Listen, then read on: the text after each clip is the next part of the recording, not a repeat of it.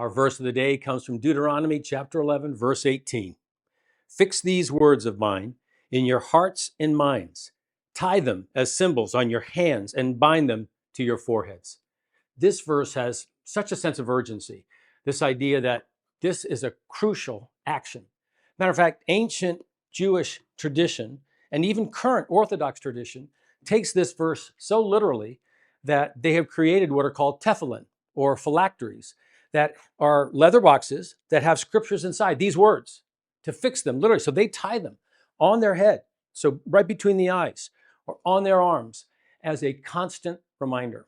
So when I read these words, this idea of tying, fixing, never forgetting, the urgency that we read in verse 18, it carries on in 19 and 20. Teach them to your children. When you're walking, when you're sleeping, put them on your doorposts. These words are so crucial for life. And so the question is, well, which words? What are the most important words? And I go back to the very beginning of the chapter. The very first word of the chapter is the word love. And the very first word of the second verse is remember. Those two words, love the Lord your God with all your heart, soul, strength, and mind, and love your neighbor as yourself, the two great commandments. And also to remember our covenant together. Remember, I'm your creator. Remember that I became the Word incarnate. Remember that I died on the cross. Remember that I rose again.